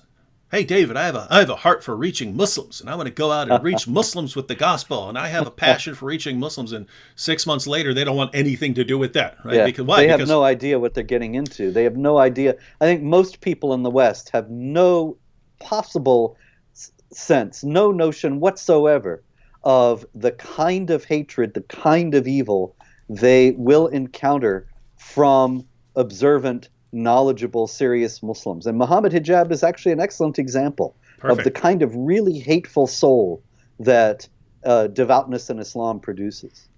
Perfect example. That's why he is perfect. Hijab is the perfect example. I do not want any other representative apart from him and his sidekick, Ali Dawah. Though that's the dynamic duo that needs to represent Islam. You couldn't have dreamed. I could have written down the perfect person to represent Islam, to really show Islam's true colors, and I still wouldn't. It wouldn't have been as perfect as Mohammed Hijab. So mind blown. Let's check out one more hijab tweet so people can start to recognize the issue here. So the one there at the top of the middle two there. Hijab said, "I call upon all of the Muslim Twitter soldiers to work within the full scope of the law to create maximum damage to the cause of Apist, the apostate prophet, and his public figure with," can't even spell correctly, and then, of course, a name. "They are demoralized and on the ropes. Do not let the weak-minded Muslims deter you. Finish them." So who are the weak-minded Muslims, according to Mohammed Hijab? That would be any of you Muslims out there who are watching and you think, hey, this is not a good way to behave. You're the ones that hijab is calling the weak-minded Muslims. Right? You don't understand that it's good. It's good to be heaping abuse, on people's families and wives and so on. They are demoralizing on the ropes. Do not let the weak-minded Muslims deter you. So when Muslims say, hey guys, this is not a good idea, we should not be behaving this way, then he's saying they're weak-minded. Finish them. Finish them. So keep heaping abuse. So notice he calls on the Muslim Twitter soldiers. That's like keyboard jihadis. I've been calling people keyboard jihadis for years, and now we have the Twitter soldiers. The Twitter soldiers. Yeah. So what are your thoughts on that? Well, I think this is, once again, this guy just keeps exemplifying the move to the next stage of jihad, the deep hatefulness of the imitators of Muhammad. The violent language here is extraordinary. Finish them. That usually means kill them. And we will continue to choke on the thunderous word of Allah. You're trying to appeal to people to convert to Islam, and you say, you will choke on the thunderous word of Allah? Yeah. This is not appealing to people in the West, but Mohammed Hijab doesn't even care. Because he's moved away from the stage of appealing to people in the West with fairer words than the infidels use and so on. He is now going to force this upon us. And he's been emboldened by all the cowardice that he's encountered in the West to think that he can actually get away with this now. I mean, even he wasn't talking this way when you debated him. He was rude, he was nasty, he was a jerk, but he wasn't, the violent imagery wasn't there that I recall. No, he's definitely gotten worse, and this is something that I started saying back in 2018, that if you let these young guys like Hijab and Ali Dawah and so on, if you let them start getting popular, right? These are these younger, aggressive guys. If you start letting these guys get popular, they're already just young and aggressive. That's their personality type. Their religion encourages them to threaten and intimidate and to use all sorts of abusive language. If they then become popular on YouTube and get a following that's going to cheer them on, they're not going to be able to handle it. They're just going to lose their minds, and they're going to go out just heaping abuse on people and being cheered on by their mob. And anyone who gets in their way from their own community is going to be crushed. And you even see in there, don't listen to those weak-minded Muslims. And by this, who? What? All of the scholars of Islam, all the classic apologists who are saying, guys, you're embarrassing us. Don't do this. Don't go down this road. This is going to lead. Yeah, but that's the old guard. Yeah. Those are the old out-of-touch guys, Shabir and the guys like that. They're nice guys. They're winning personalities because they understood that was the way to operate in the West, and they understood also that Islam, being a tiny minority in the West, operating from a position of weakness, that was imitating the Prophet in its own way. But if Shabir Ali and guys like that are going to be consistent, they can't really condemn Mohammed Hijab either, because they know that what he's doing is in line with the Quranic trajectory of peace and tolerance to defensive jihad to offensive jihad. They know that it's in line with Muhammad's vulgar, disgusting verbal abuse that he heaped upon his opponents. So what can they say? They just have to give way now. And they will, unless Hijab willingly decides to stop. His crowd will crush their crowds, because their crowd's nice and Hijab's crowd isn't. Wanted to respond to one comment here, and then we'll take some. We'll actually take questions from the super chat. There are a lot of comments here. But the Truth Apologetic says, teach them righteousness, love, respect, and kindness. Don't do what they do. So he's responding here to things like eating a page of the Quran, things like that. Don't do that. Teach them righteousness, love, respect, and kindness. Don't do what they do. Now think about this, Truth and Apologetics. Hijab is telling his army, and he called them that, his Twitter soldiers, his Twitter army. He's telling them to go around harassing the families, the wives of anyone who's critical of Islam. He's telling, go out there, harass them. And how does he want them to go about this? By using golden showers. You want golden showers. We're going to get you up against a wall and defile you with the truth. We're going to do that, right? That's how he's encouraging these people. And a lot of Christians don't seem to understand that there are different roles that people take, right? You could be a Christian and a police officer. If you're a Christian and a police officer and a terrorist shows up and he's about to blow people up, your job as a police officer is to shoot him and make sure he doesn't blow people up. That's not, oh, let me witness to him with the gospel. You have a job as a police officer, right? If you're a Christian and a fireman, well, you have to run into a building and take people out of the burning building, right? You have that job as a protector. Well, you have someone who's calling on his people to heap endless abuse on people, to go around insulting and degrading women, families, things like that. Okay. I believe that there are Christians who need to actually stop that if they can. And I believe we can. But it's not through, I'm going to show him righteousness. I will show him righteousness, but I'll do that by showing him some consistency, right? This is very important, David. Excuse me, I didn't mean to cut you off, but there's very important point here. And there's more. You know, I got this a whole lot back in 2015 when we had our Mohammed art exhibit and cartoon contest, and the jihadis showed up from the Islamic Community Center of Phoenix to murder everybody who was there, and they themselves were killed. That was the basis. That was the basis for Islamicize Me. We just made a fictional story out of that event. Yeah. So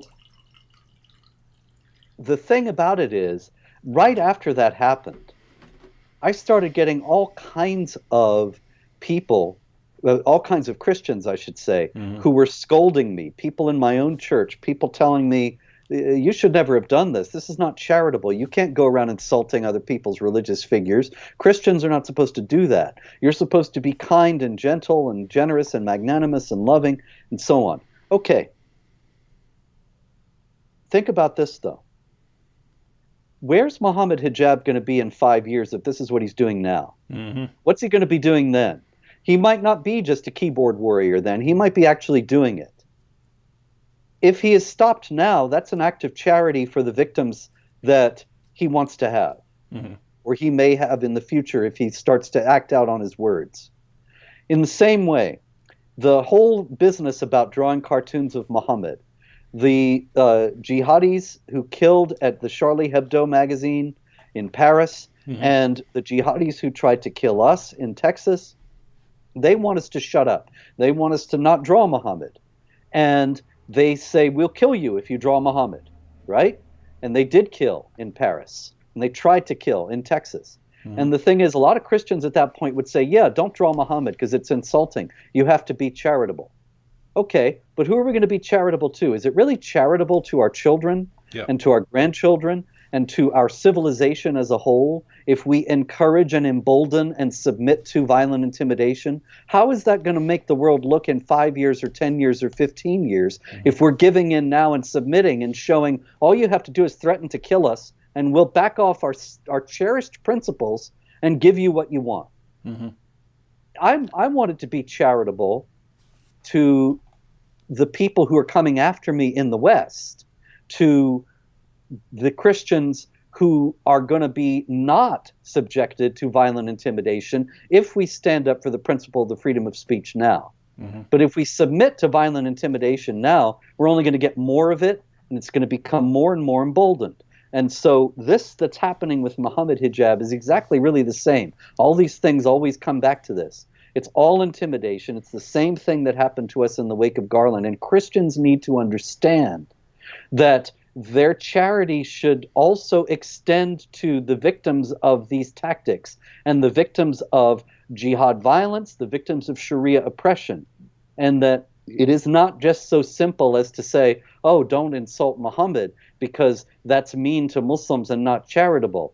That is enabling a very insidious process that will result inevitably in vast amounts of people suffering misery that they don't need to go through. Yeah, and I mean, I just think, the truth apologetics here. If you're walking down an alley and you see someone raping a woman, what do? Do you teach him righteousness, love, and respect and kindness? Because I would crack him upside his head instantly. There you go. I would crack him upside his head because that's what I would do in that situation, right? Later on, if you want to visit him in jail and so on, or if while you've got him pinned to the ground, you want to teach him something, great. But that's what I would do in that situation. Well, imagine that someone's not being raped. What if a guy is just screaming and heaping abuse on a woman on a train. What do you do? Well, it kind of depends on the situation, right? What if you see someone plotting something, and he's sitting there, and he's got an army of Twitter trolls, and he's plotting this campaign of sexually explicit and torture-based harassment of women. Well, if you can stop that, I believe you should stop it. So this is not David Wood as a Christian apologist. This is David Wood as a man. If God didn't want me going after these guys and stopping them from doing this stuff, he shouldn't have made me a man. You know what I mean? There you go. Yeah. Right? So I look at this situation and I say, okay, here's Hijab. Here's what he's about to do. And the vast majority of people have no idea how to deal with them. I know how to deal with them and make them stop. Yeah. Well, great. Now I believe that I'm put here by the Almighty to go out and stop him, right? And there are very few men these days. That's that's a big reason why people don't understand this, and they equate being charitable with being cowardly, and turn the other cheek has become this vastly misunderstood principle. I believe that means let injustice run wild and let your loved ones suffer because you're not willing to defend them. Yeah, how's that worked out, church? Church, how's that approach been working out for the church? Huh? Yeah, let's ask the Church of Egypt or the Church of North Africa or the Church of Syria or Iraq. Christians in America, how's that been working out for you? Let's just make sure we get along and we never hurt anyone's feelings and never offend anyone. How's that worked out for you? Right? No. And also this quietism, this passivity. I've spoken to lots of Christian groups where over the years people have ultimately responded to the explanations that I've given them about the jihad imperative by saying, well, Jesus is going to protect us and prevent all this from happening. Well, how can you be sure that that's going to happen for the church in America when it didn't happen for the church in North Africa or the church in the Middle East or the church in so many other places? Mm-hmm. I'm not saying that he's not that the final consummation of all things and his return is not going to happen, but to just count on this is to allow those who would destroy the church a free hand, and to destroy the church is to destroy the future of our children and our children's children, because you're condemning them to live in a society where they will be constantly threatened, constantly harassed, enslaved at will. And if you don't believe me, just look at how Christians have it in these Sharia states. Mm-hmm. Yeah. And all right. So, yeah, just to sum up there, if you're saying, guys, here's what it looks like. Here's what it looks like you're saying to me, right? So this is what it looks like. Here's a guy who's about to do horrible things to a lot of women. And I can stop him, but don't stop him. That's what you're telling me. Yep, that's charity according to all too many people in the church today. One thing I know about Jesus. He picked a lot of fights. That, my friend, is a completely forgotten and misunderstood aspect of the gospel. Mm-hmm. Yeah, and guys,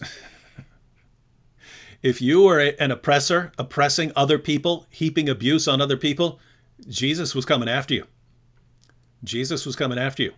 And then gosh, I can imagine some of these guys here being around at the time of Jesus. Jesus, woe unto you, scribes and Pharisees, you hypocrites, you whitewash them. No. Just teach them righteousness, Jesus. You're doing it all wrong. You're doing it all wrong, Lord. You're going to insult them. There is that passage where he says, don't you realize you insulted them? Yeah. Oh, I love that passage. Yeah, he says, yeah. So he's going after one group, woe unto you, woe unto you, and then the other group says, "But you're offending us too." Yeah, woe unto you too, and he's blasting away in all directions there. Yeah, very different from a lot of Christians in United States and Europe nowadays. All right, let's go ahead and take some comments from the chat. We got some questions. I mean, from the super chat here, we got some questions. Cassia just said 100. I guess that I'm not familiar with the internet slang, but I think 100 just means like 100% or something like this. Sarah Rainey says, very thankful there are people like you who don't submit to intimidation. Yeah, there's yep. So yep. There aren't a tremendous number. Robert Spencer, no, very few. Robert Spencer, Pamela Geller, Sam Shamoon's never going to back down. Christian Prince never going to back down. Apostate prophet's never going to back down. Yeah, but that's the thing. You can have a small number. You can have 10 or 12 people who will never back down. And well, guess what? If your only tool in your tool belt is getting people to back down, and you eventually run into people who never back down, well, you either kill them or you lose. That's it. So get to sawing this head off, or you lose. Hijab. Oh, and then everybody will love Islam. Yeah, I know that's what's funny. I just posted a video about that. It's basically, look, you either kill me or you don't. If you don't, then I keep blasting away at Islam. If you do, you draw a bunch more attention to my videos, and so either way, yeah, yep, you're done. Caitlin says, "Great work. Keep up the great work. Thank you." Alex says, "Can you do a video on Bilal Scaff?" I don't know who that is, so I'm guessing no, unless I hear more about him at some point. AS says, "Careful, David. Twitter soldiers can fly like a flying donkey." JT, here's a question. They have Burak. Yeah. Maybe he can ride Burak to come visit you. Never-ending story. It's a movie. I've wanted for a long time to get a special effects guy to put Mohammed on that flying white creature from the Never-Ending Story. But like one of the Charlie Hebdo cartoons with Mohammed flying on the back, or better yet, vocab as that thing. That would be classic. Here's a question, Robert. JT, Robert, can you speak to the similarities between Islam and the political left in the West? Because, and the person doesn't say, JT doesn't say this, but everyone I say is confused by how, in the name of common sense, do these people and the things they say agree remotely with that, and yet they seem to have some similarities here. They have very great similarities. One of them is that they are both authoritarian, both violent. They both hate America. They both hate the freedom of speech. They both hate freedom, as remember Ali Dawah said. You know, I forget exactly how he put it, but you played it earlier, that if this freedom business, you're not going to have that anymore. He calls it BS. And he says, there you go. For your freedom or your rights, it's BS. Yeah. My goodness. So the left is the same way. You know, if you look at every Marxist state and the whole Democratic Party, the whole half of the political leadership nowadays is Marxists. And Black Lives Matter, Marxists, they avowedly, by their own words, they said this is a Marxist organization. The leader said. Now, Marxism has been tried. We have seen it in the world, and it's very much like Sharia states, where it rules by intimidation, it rules by the threat of violence, it creates an empire of fear. Mm-hmm. And that's their ultimate connection, that Islam has never had any problem coexisting with authoritarian regimes. As a matter of fact, that's its natural habitat, because it lends itself to authoritarianism, as Allah is the ultimate master and completely arbitrary despot of all the Muslims and all the world. So you create a ruler in that mold, you get Stalin or Mao or Hitler. So it's all the same kind of thing. Islam has never been compatible with free societies, with free republics, with democracy. That's where there's only people who always used to say, oh, but look at Turkey. Turkey is going to be the model for all the other Islamic countries. Nobody says that anymore. Yeah, it may well be, but not the way they were telling me. This is another thing where the edifice is crumbling these days, and Turkey becoming an Islamic state, rapidly re-Islamizing, converting Hagia Sophia into a mosque, which is, I think, an interlocking set of symbolisms there. Hagia Sophia was originally a church symbolizing the glory of Christianity. Then it was a mosque symbolizing the victory of Islam over Christianity. Then it was a museum signifying for Ataturk, the founder of secular Turkey, the victory of secularism over Islam, which he hated. Mm-hmm. And now Erdogan has rolled that back, and he is reasserting that Islam is victorious over both Christianity and secularism. So nobody talks about Turkey as a wonderful democratic model anymore. Islam always tends back toward authoritarianism, and that's where the left lives. Mm-hmm. And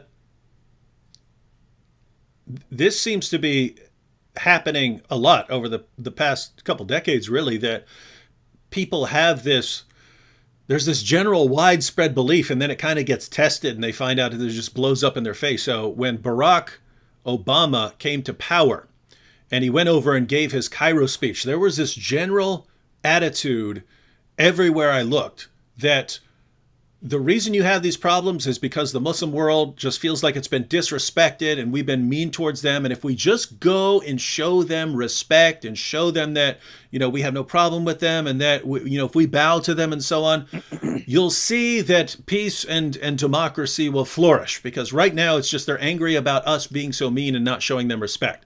And so everyone really thought that. And then Barack Obama goes over and just heaps praises on them and goes around bowing to everyone and, hey, let's help all these, freedom-loving peoples rise up. And then you get the Arab Spring and you get ISIS and you have all these jihadi movements collapsing entire countries.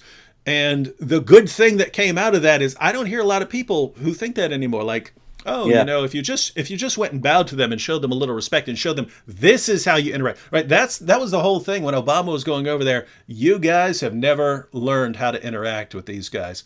I'll show you how it's done. I'll show you how to get them to love us and love our culture and love our civilization. I'll show you how to do it. Bam, ISIS, brilliant plan. Yeah. So fortunately, tons of people die because of these because people have these various beliefs that then get exposed, and then you spend decades trying to clean up the messes that have been caused. But yeah, because American foreign policy has been based on that since before Obama. Mm-hmm. George W. Bush really started that ball rolling right after 9/11 when he said Islam is peace, and spent most of his speech. People don't remember this part of it. He spent most of his speech telling Americans not to attack innocent Muslims, as if that were happening, as if Americans would do that. For the most part. But he set the tone that really continued and still continues to a tremendous degree in the foreign policy establishment, the State Department, and so on. But it's only Trump who has set a different direction going and finally stood up and said, we're not going to keep submitting to intimidation. We're not going to keep trying to win hearts and minds over people who only grow more suspicious of us when we try. Mm-hmm. Has Robert heard of recent riots in Indian city of Bangalore? Someone posted something about Mohammed and Muslims burnt down 2 police stations and homes. So did you follow that story from India? Yeah, of course. The gentleman here or the lady should read Jihad Watch. Jihadwatch.org, updated 10 times at least daily with news and commentary on jihad activity in the United States and around the world. We had coverage of the riots in Bangalore. We showed what they were based upon, which was the rumor of a blasphemous Facebook post. This is something, of course, that we've seen many, many other times in Pakistan, notably, but also in India itself, that Muslims will riot and kill over even just a suggestion that somebody has committed blasphemy. This is, of course, the action of the community that has been emboldened and is more assertive. And this is what Mohammed, Hijab, and Ali Dawah are tending toward. This is the United States in 10 years or 15 years if their movement is not stopped now. Mm-hmm. And anyone can refresh their page. I just added a link to, I already had a link to Robert's YouTube channel there, but I added a link to the website Jihad Watch. So if you want to, it's basically, I don't know a better website to keep up to date on global jihad activity than Robert's site. Aaron Larson says, amen, Brother Robert, if not for Charles the Hammer. Yep. Let's see. Nobody said to Charles the Hammer, hey, you're being Islamophobic. You should be more respectful. Mm-hmm.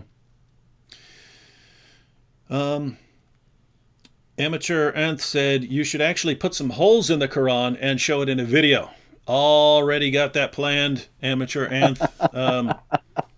One of the reasons I didn't mind, just chewing out parts of this and spitting them out is because I know I'm gonna drill holes in it anyway. So I'm gonna have the holy Quran, and it's gonna have more holes in a donut shop because there are holes in the narrative. Dr. Yasser Qadi has agreed to that. Yes. Islam Critiqued. Are you familiar with Islam Critiqued? His channel? I don't know. I don't think so. Colin, yeah. He started up way later than the rest of us, but he's been putting out phenomenal content. So Islam Critique said, Mohammed Hijab wanted me to tell you, you're in trouble, boy. But he spelled it urine. I got it. Yeah. Grace with the super sticker. Choose Jesus, says Jesus Akbar. Lucis MMV said, Allah didn't protect his Quran again. Maybe he was asleep or maybe he was away on a journey. he's applying the Elijah text to me eating the Quran. And then we have a message from the apostate prophet himself. Said, I don't understand why Muhammad Broomhead approves of sexually insulting Allah when we would never tell him to go and orally satisfy his beloved Muhammad. So notice everyone, the hijab saying, well, I would never do this, therefore you should never do. Well, hijab, I would never lie to someone while setting up a debate. I would never break an agreement. You do all these things, so don't demand consistency when you show none, right? It's also perhaps worth noting here that Muhammad, given the contents of several hadith about kissing men and so on, he might not be averse to that kind of idea. Yeah, you do find we've talked about it. We talked about this recently, where there's this story about someone named I think it's Diha al-Kalbi, but it's someone who was seen leaving Muhammad's house on various occasions, and Muhammad was asked about it, and the response was, no, that was Gabriel. That was the angel Gabriel. He looks just like that young man. Right? So I don't know, but see, here's the thing. If Muhammad were like good and righteous in every other way, I wouldn't think, oh, well, maybe he was doing something with this young guy. But given everything else that I've seen from him, walking around covered in semen stains and, having sex with between 9 and 11 wives, women and girls in a single night, and all these other perverted things. I have to take the wife of my own adopted son. Oh, I have to take this little girl. Oh, I have to take this old woman. It just seems like there weren't a lot of limitations on Muhammad's sexual behavior. So I think he was definitely a deviant there. But more on that as things unfold with Mr. Hijab here. George Bond says 37 Arabic Qurans equal 37 Allahs. Which Allah do you pray to? An even better question is, who does each one of those Allahs pray to? Because Allah prays for Muhammad, ladies and gentlemen, according to Mohammed Hijab. Jason Lippert says David is living rent-free in Hijab's head. Yeah, it's looking at his Twitter page, my goodness, if he's blowing up on his Twitter page with that right now, imagine once I actually get started. Silencer says God is so wonderful. True. Aaron Larson says, that's the most infuriating thing about these guys, the sheer dishonesty. Preach on, brother. So, yeah, it's the lying. It's the lying. And Robert, you've experienced this. We've both experienced it with the same people. The lying. If you don't trust them, then you're a racist. But then as soon as you do trust them, they take advantage of it and they lie to you. Yeah, well, you mentioned before the guy in Philly, the Shiite imam. I can't remember his name. Do you remember his name? No. But anyway, he, as you noted, they took the last 10 minutes and did not allow for any rebuttal, and waited till that time to come out with all these blistering personal attacks. Showered you with abuse. Yeah. Yes, with no chance to respond. And this was something that we had both agreed to beforehand, that there would be no personal attacks, and that there would be strict adherence to the subject matter. But it's interesting also to note in that connection that they lied about that as well, because there was no strict adherence to the subject matter. You remember we drove down to that debate, and we're going through Shiite hadith and going through all sorts of things in the car on the way to prepare. And once we got there, we had all sorts of places marked in the Shiite hadith books and various other things ready for what we anticipated would be their arguments based on the agreed upon topic of the debate. But instead, the fellow read canned responses that completely ignored what we said and completely ignored the topic of the debate as had been agreed upon, and instead just gave sort of a standard Islamic apologetic presentation. And it probably wasn't even aware of the brazenness of this dishonesty, because after all, the Shiites invented taqiyya. I mean, it's based on the Quran. It's in chapter 3, verse 28 of the Quran. But the Shiites really developed it as a theological concept. And I believe it was Jafar, the sixth Imam, who said that you don't have taqiyya, you're not a Muslim. So they value it. They value this deception, this lying, a great deal. It's a kind of a sacramental act. Yeah, and that's really been happening since I started. I believe it was like my first or second debate. It was my first debate with a Muslim, and he demanded that we exchange our arguments prior to the debate, so days in advance of the debate. And I said, no. If you're not ready, then no, right? I mean, if you're not ready, then don't debate. And he insisted it, and then he got all these other people involved in the conversation, and he's trying to make sure we're not prepared and stuff like that. And so finally, okay, fine, I'll agree. Here are my 4 arguments. And he said, all right, here are my 4 arguments. We actually got to the debate. He briefly mentioned one of the arguments, and then he ignored all the other 3, and he used completely new arguments. Of course. And what I noticed after that is I would bring this up to Muslims. I would say, hey, you know this Muslim debater, you know what he did? And they would just be like, ha, you fell for that, you're stupid. Yep. And I've seen that over and over again ever since. And I got another one, David. Do you know Hussein Ibish? No. He's not really on the scene anymore. I don't know what's happened to him. I hope he's well.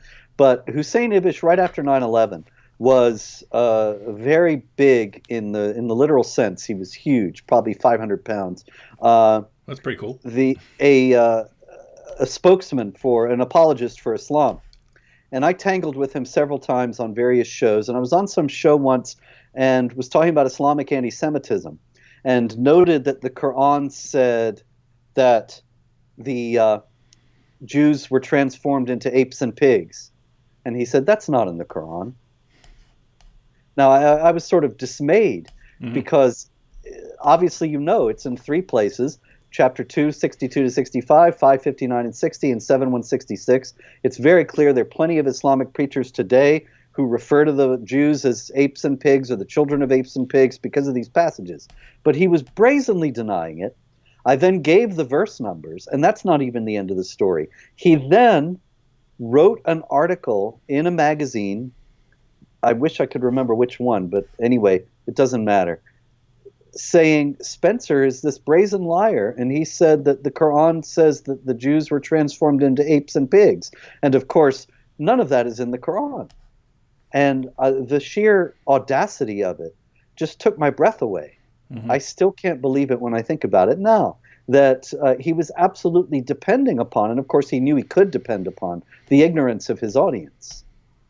And thus he knew that I would know he was lying, and he would know he was lying. Yep. But everybody hearing us wouldn't know he was lying, and that was all that mattered. Would not know. Yeah, and one thing you find out is that the fans just don't care, right? Like you could line up 100. Now, to be clear, not talking about all Muslims here. There are plenty of Muslims who would find this behavior reprehensible. I'm talking about the people who gather around someone like Mohammed Hijab. You can line up 100 Mohammed Hijab fans and say, hey, the Muslim side demanded that David agree to all these rules, and the Muslim side agreed to all these rules, and then the Muslim side broke all the rules. David stuck to the rules. Is there a problem with that? And the response is absolutely not. You criticize Muhammad, therefore we can treat you like this. And what's Ruthless amazing to the unbelievers, merciful to one another. And war is deceit, as Muhammad said. There you go. And yet, if we were arranging another debate right now, and they said, and here are all the rules that we must follow, and I said, I'm not signing on to any rules with you. You guys are liars. This bigot, what a coward. He's refusing. He sees the power of our intellectual arguments for Islam. Wow, what a religion, man. What a religion. Yes. Helena Hagman said, hi, my Muslim female friend from the UK, parents from UK and Russia, wants to discuss Islam with you on your YouTube live show, she has Skype. Helena, go to my About page on my YouTube channel, get my email address, go ahead and send me an email. Happy to have her on. She can tell us what she wants to discuss. And if you've seen some of our discussions with people who aren't, like Mohammed Hijab, we generally have pretty friendly, calm discussions. So yeah, we're happy to have her on, and she can have a friend on with her. So if she wants to bring her a mom on or something like that, we're happy to have them on. David, you're working from the Quran now. That if bring two women, because if one of them forgets, the other one can help her. Chapter 2, verse 282. That's good. That would be funny if that actually, they were. I can't remember. Aha, that's right here. Great point. And Warren Stefanak says Bilal Skaff is a Muslim rapist who has been sentenced to 30 years in prison in Australia. So yeah, I hadn't heard about that, but I don't think he's eligible to come on a YouTube video. I think he was asking if I would make a video about him.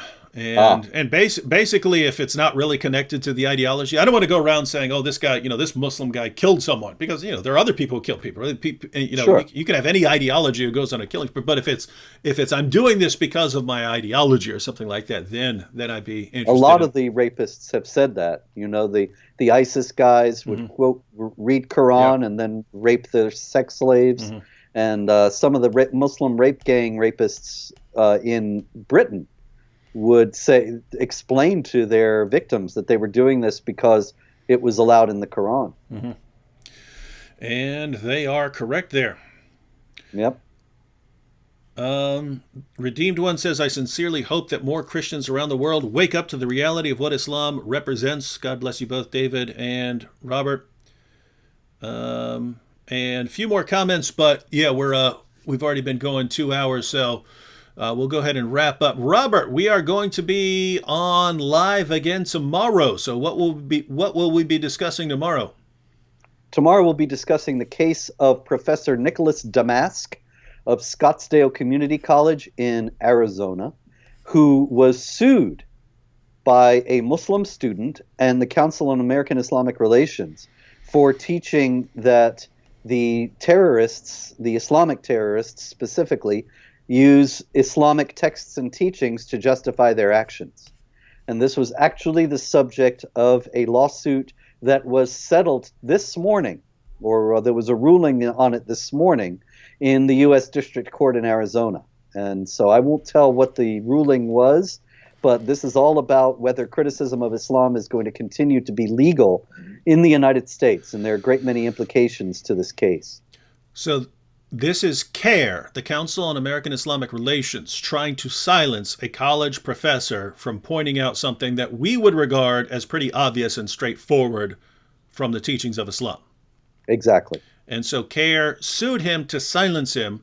In other words, using the exact same methodology in a kind of different way as someone like Mohammed Hijab. It's always to silence. Yeah, it's always silencing people. And so one of the ways to intimidate people is to sue them and try to get them to lose their jobs and to and it immediately succeeded with the college.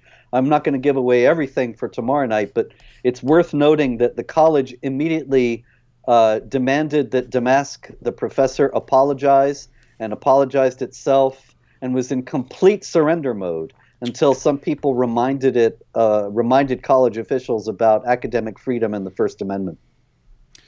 Yeah. So anyway, we'll be talking about that tomorrow. We'll be going through. We'll check out some articles and discuss the situation and more about how this relates to Islam. Just a reminder to you Muslims who are watching, we want nothing but the best for you, right? I view you Muslims, even you really angry ones, even the hostile ones who are heaping abuse on us, heaping abuse on our families and so on. I view you almost as like I view people, who'd been kidnapped and brainwashed or something like that, right? So if you find out in this very real sense, they have. Yeah, if you find out that someone's been kidnapped and brainwashed, then you don't, let me go after this person, let me hurt this person. No, it's hey, let's try and help this person. When you've been told all your life that the only way to get close to God is through complete submission to everything that one of the most despicable people in history said or did or thought, you're going to end up with some problems. So we're trying to help you. That's what a lot of these videos are for. So when I blast your prophet, you tend to take it personally. Oh, he's attacking me. He's attacking me. No, I'm attacking your prophet. So you see how stupid it is to follow him, so that you can actually be liberated from this nonsense. All right. Any final thought there, Robert? David, I think that you're completely on the right track, and that this is a message that Christians all over the world need to hear and heed. So more power to you. All right. Lord willing, we will see all of you tomorrow, along with some pretty cool videos coming out. Again, if you didn't hear, if you came in late, check out Robert Spencer's YouTube channel. The link is in the description box, and his website, Jihad Watch. Definitely check that out. Best resource there is. Also, I didn't put the link in there. Maybe I'll add it later. I'll definitely add it to tomorrow's. Robert Spencer has the single greatest book in the history of the world on the history of jihad. So if you want to learn the history of jihad, get Robert Spencer's book, The History of Jihad. I've been studying Islam for years. I've been debating Muslims for years on the topic of jihad, and probably 70% of that information in that book was new information to me. So awesome stuff in there. And you really don't understand how relentless jihad has been until you see the entire history put forward. So check it out. Catch y'all later. Yeah, they never stop coming. People don't know. Thanks, David.